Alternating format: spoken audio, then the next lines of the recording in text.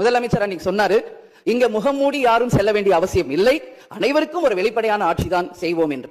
அப்படி இருக்கையில் முதல்வர் அவர்களை சந்திக்க யார் முகத்தை மூடிக்கொண்டு அன்று வாகனத்தில் சென்றார்கள் என்பதை நிச்சயமாக மக்களுக்கு தெரியப்படுத்த வேண்டும் என்பதை இந்த நேரத்திலே நான் கேட்டுக்கொள்கிறேன். ஏன்னா அதற்கு காரணம் குதிரை பேரம் என்றால் இதைவிட ஒரு தலைகுனிவு இந்த வரலாற்று சிறப்புமிக்க அவையில் எதுவுமே கிடையாது.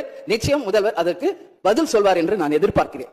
அதே போல அரசு குடும்பத்தில் இருந்து நான் வந்தவன் இல்லை என்று முதல்வர் சொல்லும் பொழுது வரவேற்றார்கள் அனைவரும்.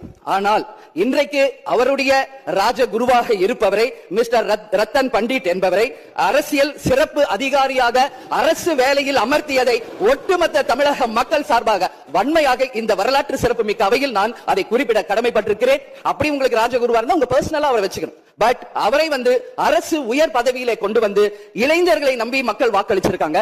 இந்த இளைஞர்களுக்கு நீங்கள் என்ன உதாரணத்தை சொல்கிறீர்கள், என்ன வரலாற்றை நீங்கள் சொல்ல விரும்புகிறீர்கள், வருங்கால இளைஞர்களுக்கும் எதிர்காலத்திற்கும் இதன் மூலம் என்ன மெசேஜ் நீங்க சொல்றீங்க அப்படிங்கறத நிச்சயம் தெளிவுபடுத்தணும். ஏன்னா இன்னைக்கு மக்கள் ஜனநாயகத்தை நம்பி இளைஞர்கள் கையில ஆட்சியை கொடுத்திருக்கிறார்கள். அப்ப வருங்காலம் இளைஞர்களும் வருங்காலத்திற்கும் இந்த அரசு ஒரு முன் உதாரணமா இருக்க வேண்டும் என்பதுதான் என்னுடைய ஒரு கோரிக்கை.